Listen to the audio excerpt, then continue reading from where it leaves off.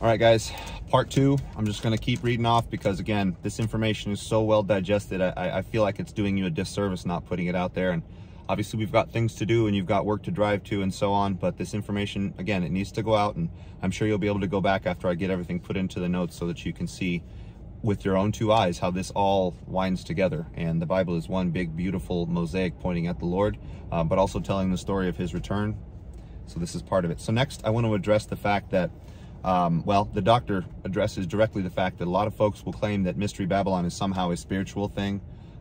Somehow it's an institution and not a place, but as you'll see from the biblical evidence, that's nonsense. In this video, I would also like to address how Babylon is distinct from the 10 Kingdom Empire of revived Rome, because there's also lots of verses on that too. So let's get into it. Babylon is a definite geographical place. As the home country of Antichrist, Babylon is a finite geographical location, for although the name Babylon, as is used in this prophetic context, is, as we have seen, symbolic. In other words, Mystery Babylon is the name of the future empire, which will be in many ways analogous to the Roman Empire of John's day. It is nevertheless a genuine place. For example, when Peter uses Babylon to refer symbolically to the Rome of his day, he is nevertheless referring to a distinct location. See 1 Peter 5:13. While it may seem overtly pedantic to stress the point, it is nonetheless important to do so because the fact that so many contemporary interpretations of Revelation see Babylon as a mere system of religious or economic power, etc., and make a point of denying her specific geographical locale. Scripture, however, tells a different story. So, in Revelation 17:18, Babylon, the harlot, the one who rules over the kings of the earth, is described as the great city. The Greek word for city here is polis, a term that, if anything, generally conveys something more than a single urban area. Athens, for example, was a polis, a city-state which encompassed the entire peninsula of Attica, far beyond the confines of the city of Athens proper, and containing other towns and cities. Babylon is capable of being, and is in fact, physically destroyed in a way that only definite, tangible entities can be destroyed. See Isaiah 13, 1 through 22, 14, 20 through 23, 21, 1 through 10, 46 and 47, chapters 46 and 47, and then 48, 14, and then Jeremiah 50 and 51, Habakkuk chapters 1 and 2, Zechariah 2, 7 through 9, Revelation 16, 19, 17, 16 through 17, 18, 1 through 24, 19, 1 through 3, and also Isaiah 23, 1 through 18, and Ezekiel 26 and 28. Believers are commanded to flee Babylon, something that is only possible and only necessary if Babylon is a specific geographical location. Isaiah 48:20, Jeremiah 58, 51, 6 through 9, 51, 45, 51, 50, and then Zechariah chapter 2, 6 through 7, Revelation chapter 18, 4, also Isaiah 13, 14, 52, 11 through 12, and Jeremiah 50, 16. So there's a lot of verses. Theories of interpretation which draw a distinction between Babylon of Revelation chapter 16 and 17 and a supposedly distinct one in chapter 18 have no reasonable basis. The thematic consonance of Babylon described in both places is clear. For example, 1. The dress in which Babylon appears at Revelation 17:4 is essentially duplicated at Revelation 18:16. 2. The maddening wine of adultery dispensed by Babylon from which the nations drink at Revelation 17:2 is mentioned again in Revelation 18:3. And 3, the harlot analogy of Babylon figures large in both sections as well. Compare Revelation 17, 1 through 6, 17, 15 through 16 with Revelation 18:3, 18:9, 19:2, and also Revelation 14:8. In fact, all the descriptions of Mystery Babylon are remarkably consistent through Scripture, so that when we place either section of Revelation alongside with broader Scripture, we find a seamless uniformity. This is even true when she is described under her alternative name of Tyre. See especially Isaiah 23, Jeremiah 50 and 51, and Ezekiel 26 through 28 chapters. Finally, inasmuch as chapter divisions in the New Testament are relatively modern inventions, think 16th century courtesy of Henry Estienne, I think that's how he pronounced it. He was also named as Stephanus. You could look it up that way. We should be extremely wary about placing any interpretive weight on the progression of chapters. i.e. from 17 to 18. The fact that the details of Revelation chapter 18 follow directly upon those of chapter 16 and 17 with no break indicated in Scripture beyond the extra-biblical chapter divisions makes it clear on its face that this discussion of Babylon is entirely of a piece with what was preceded. Simply put, there is not a shred of either textual or literal evidence to suggest drawing any sort of distinction between these two sections of Revelation so as to produce two Babylons. Lastly, there is no true indication anywhere in Scripture that Babylon is not a place. If she were an economic or religious system, as is sometimes claimed, it would be difficult indeed for the beast to destroy her in a near instantaneous manner described in Revelation 16 through 19. If indeed such a thing would really be possible at all.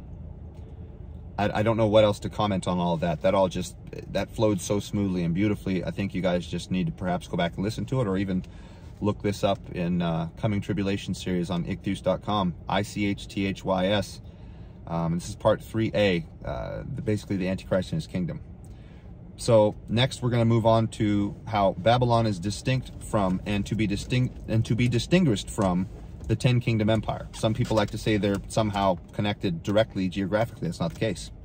Another common misconception in the contemporary interpretation of Revelation is the mistaken idea that Mystery Babylon and the Empire of Antichrist are essentially one and the same thing. Such, however, is not the case. Once one accepts the fact that Babylon is a real place, the home and original power base of Antichrist, the critical passages which describe the destruction of Babylon make it clear that the Empire of Antichrist is still intact after this event. Indeed, Antichrist's subordinate kings play a large part in Babylon's demise. Let's see, I'm going to read a verse now. I'm going to read Revelation 16:17. Revelation 17:16. Now, as for the 10 horns which you saw, and the beast, these will come to hate the harlot, Babylon, and will render her desolate and naked. They will eat her flesh, and will burn her up with fire. Thus, Antichrist and his empire are alive and well when Babylon is destroyed prior to the second advent, and are only destroyed themselves at the second advent, following Babylon's fall. See Daniel chapter 2, 34 and 35, and then chapter 2, 44. Clearly then, Babylon is an entity apart from the 10-king empire of Antichrist. As we shall see below, this distinction between Babylon, Antichrist's the distinction between Babylon, Antichrist's home country, and the 10-kingdom empire over which he later gains control helps us to understand how Scripture can refer to this unusual greater kingdom of the beast as a divided kingdom, Daniel 2:40 and through 43, and as different from all other kingdoms, Daniel 7:23. These are dual references. They were not just about the original Babylon. Just like almost every other prophecy has dual application in Scripture, this is no exception. Since Babylon is distinct from the 10-kingdom empire, she is most likely not located in Europe at all. In Revelation chapter 17, the prostitute Babylon is portrayed as riding upon the beast, the empire of the beast, for example, Daniel 7:2 through 27, an allegory which shows, among other things, both the independence of Babylon and the empire one from Babylon and the empire one from another, and the fact of their close relationship. The empire over which the beast gains control during the first half of the tribulation, using Babylon as a base of power, she rides the beast, is made up of 10 major kingdoms, i.e. 10 horns of Daniel 7:7 through 8, 7:19 through 20, 7:24, and then Revelation chapter 12, verse 3, 13, 1 through 3, 17:3, 17:7, 17:12, and 17:16. Although the exact identity of these kingdoms is never expressly given in the Bible, two key passages of Scripture, Daniel 9:24 through 27 and Revelation 17:8 through 11, make it clear that these nations are, in general terms, loosely synonymous with the area ruled by the Roman Empire of John's day, and for this reason the empire of the 10 horns is sometimes referred to in interpretations of Revelation as the revived Roman Empire.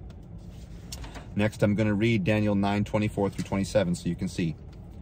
70 weeks have been decreed for your people and your holy city to complete the rebellion and consummate sins, in other words, to bring apostasy to the full, to atone for iniquity and to bring everlasting righteousness, the saving work of Christ, and to seal up the vision and prophecy and anoint the Holy of Holies, the coming of the kingdom. So know and understand that from the issuing of the decree to desist from the rebuilding of Jerusalem, circa 485 BC, see Ezra 4:6 through 23, and for the rebuilding of Jerusalem, 42 years later, in circa 443 BC, see Ezra 7, 11 through 28, and then Nehemiah chapters 1 through 6, until Messiah the Prince, there will be 7 weeks, i.e. between the decree and the rebuilding, and 62 weeks between the rebuilding and the birth of Christ in circa 2 BC. Jerusalem will be repopulated and rebuilt with streets, i.e. residential reconstruction, and fortifications, military construction, and will remain so even during difficult times. The occupation of, in this case, Antiochus Epiphanes. I hope I said that right. And after the 62 weeks, Messiah will be cut off and have nothing. See Isaiah 53:8. And the people of the prince who is coming, Antichrist, will destroy both the city and the holy place, and his end will come with the flood. In other words, the flooding away of his armies at Armageddon. They're going to be destroyed by the sword coming out of his mouth, blood up to the stadias and so on. It's going to be blood up to the bridles. It's going to be amazing. The same Hebrew word shittef in Daniel 11:22, also Nahum 1:8. And until that end, there will be wars. Appalling devastation has been decreed. Then he, the Antichrist, will confirm an agreement or covenant. The word is berith in Hebrew. It's very clearly a covenant. It's a pact with the powerful in Israel during that one remaining week. So it says the powerful. It doesn't make direct reference to Israel, but Israel is the center of God's plan. So if that's not inferred there, I don't know what else is. During that one remaining week. In other words, the 70th week, the 7 years that are remaining after the 49 weeks, the tribulation in this case is what it's referring to. But in the middle of the week, just prior to the tribulation's endpoint, he will put a halt to sacrifice and offering. In other words, he's going to eliminate Moses and Elijah and interrupt the temple rites that we see going on in Revelation. And on account of the extreme nature of his abominations, he will be causing desolations. In other words, desertion and estrangement from God. That can't really mean anything else, because that's God's whole goal, is to get as many saved as possible. Even until the end, when we see what has been determined will be poured out upon the one characterized by this desolation. In other words, the beast as an archetype and cause of the alienation and rebellion from God which he fosters. That was deep. In addition to the prominence, this is not scripture, this is continued reading. In addition to the prominence of this prince during the final week, the tribulation, and his interruption of the temple rites, both of which are clear indications that this is Antichrist, see Daniel 11:21 through 45, and then 2 Thessalonians 2:3 through 12. The identification here of both him and Messiah as princes, the use of identical word Hebrew nagid, suggests a true prince and an anti-prince. So even the original Hebrew pointed at two opposing factions. And the phrasing of this agreement with Israel as a covenant, the same word berith, suggests here an anti-covenant as opposed to the true covenant. So again, the Hebrew language points both ways. It points to a good guy and a bad guy. Are also clear indications that this person is indeed none other than Antichrist. For we have already considered Antichrist's deliberate false claims of messiahship and his treating with Israel. It is more than conceivable that he will portray his formal arrangements. With her in a similar messianic way, suggesting that it is scripture fulfillment of the new day for Israel. So many verses: Isaiah 55:3, 61:8, Jeremiah 31:31 through 33, Ezekiel 16:59 through 63, 20:37. 34:25, 37:26, and then again in Hosea 2:14 through 20 you see this, and then Malachi 3:1. Daniel 11:22 is actually combines both of these ideas with labeling of Antichrist as the Prince of the Covenant, removing any doubt about the identity of the individual in question here. The critical portion of these verses for our specific purpose here is the identification of Antichrist as the eschatological prince of the people who were to destroy Jerusalem. Since it was the Romans who destroyed Jerusalem and the temple in 70 AD, the connection of Antichrist with Rome is therefore beyond question. Furthermore, since nearly 2,000 years will separate that destruction from the appearance of Antichrist on the stage of history, the Roman Empire, of which he will be prince, must be, in some important sense, a restoration of the earlier empire, thus in part explaining the amazing recovery of the beast from its fatal wound. So it's a two-part application there too. It's talking about the actual beast and his kingdom. As this applies in part to the 10-kingdom empire, namely as a revived Rome of Revelation 13:3, 13:12, 13:14. Also see Revelation 17:8 through 10. Inasmuch as the Roman people, the Latin language, and the imperial system of Rome are not likely candidates for any sort of restoration, it seems fairly certain that this revival of empire must be meant in a territorial sense. We're not seeing the ancient Roman language and culture come back. So that the 10-kingdom empire will be a revived Rome primarily in the sense of occupying territory roughly contiguous with that of the historical Roman Empire. This is why the 10 kings are said to rise out of the fourth beast in Daniel 7:23-24. Apropos of our point here is the necessary conclusion that Babylon cannot, therefore, be situated within the same territory as that of revived Rome, since, as we have established, she is fundamentally distinct from the 10-kingdom empire. See the last video. And thus, this consideration eliminates a European, Mediterranean, or Near Eastern location for her, inasmuch as Rome dominated all of those areas. So it can't be anywhere near any of those areas, including the Near East and Middle East, because, again, those were controlled by Rome, if not only for a short period of time. Next, we're going to read a little bit more scripture. This will be Revelation 17:8-11. His translation, but again, it should ring true with the classic interpretations we know. The beast which you saw was, i.e. existed, and is not, i.e. came to not exist, and is going to rise from the abyss, i.e. the revival of Rome on the one hand, and the apparent resuscitation of Antichrist on the other, again, dual application, and is going to its destruction. And the inhabitants of the earth, those whose names have not remained written in the book of life, where they were written from the beginning of the world, will be in awe when they see the beast, because he existed, and is not, came to not exist, and will again be present on the scene. In other words, seem to return to life in the case of Antichrist and be reestablished in respect to the empire.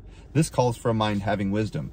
The 7 heads of the beast of verse 3 and 13:11 in Revelation are the 7 mountains whereon the woman sits. These are also 7 kings. The first 5 of these kings have fallen.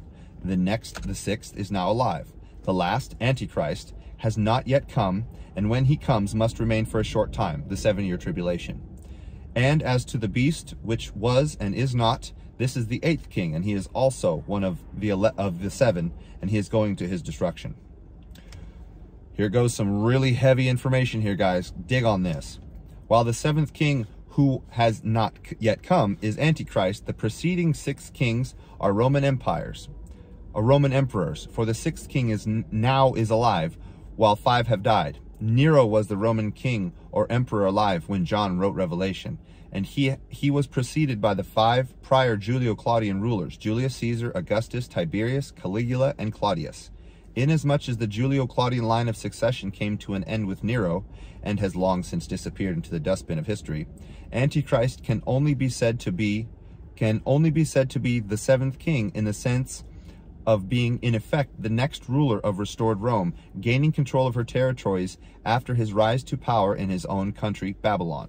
The second part of this proposition, namely, that while Antichrist rules New Rome, he is not properly of New Rome, is made clear by the text of verse 11, which states that he is the 8th king, at the same time as he is one of the 7 previously mentioned kings. The only way this can be true is if Antichrist is both a king in the line of the Caesars, i.e. the 7th king showing his total control over revived Rome, and at the same time a king in his own right outside of any Roman Empire, i.e. the 8th king, king of Babylon. While 8th here is employed to mean essentially outside of the 7, it also has significance in respect to the 7 heads in their capacity as 7 kingdoms. We know from Daniel chapter 7:7-24, that the 10 horns of Revelation 13:1, 17:3, and 17:16, 3 are kingdoms gained by outright conquest, making the 7 heads and 7 remaining horns, to which they correspond, the basis of Antichrist's power in Europe. Since each of these horn head kingdoms has a king allied to Antichrist, he is also the 8th, in the sense of being the supreme king who rules over all the rest. This passage thus shows that Babylon is not a part of the territory of historical Rome, for Antichrist and his realm, Babylon, are clearly marked out by these verses as being separate from revived Rome. I have seen so many strange interpretations of that particular verse that it's boggled my mind. That is literally the only one that has ever truly made sense. If you don't understand it, go back and listen through it, or you guys can, again, grab ichthus.com, ICHTHYS.com, look up the Coming Tribulation series, part 3A. This was pages, let's see, 29 I'm sorry, that was before that. This is page, yep, 29 through 32. You can go read this for yourself. You can parse through it. You can ask the doctor directly. But I think that description I just gave you is probably the most succinct explanation you've ever heard. It was for me. And again, I have yet to be able to dig through it and disprove it. I am nobody, but we have the gift of the Spirit. And as long as we keep asking, seeking, knocking, he is going to keep answering and giving us the information. And I'm sorry, this is the most concentrated, I don't want to say perfect, but darn near perfect informational description of these verses I have ever seen. And I challenge any of you, please tell me how it's wrong. Show me where it's wrong. I will stand corrected. But this is the only thing that has ever made sense to me. I'm going to make one more video on this, and it's going to talk about the characteristics of Babylon so we can paint the closest, clearest picture. It might be another video after that, but at least one more. The closest, clearest picture as to the characteristics of Babylon. And I think when this is all done, you guys will be right there with me in absolute acceptance of the fact that Babylon is not Rome, it is not the Middle East, and we likely live there here in the U.S. Bless you guys. Please subscribe, leave your comments, tell me where I'm wrong, tell me where I'm right. I'm not right. I'm reading this from the doctor. I'm regurgitating it to you because, again, I cannot prove it wrong. Bless you all. Talk to you soon. Hope you're having a good day.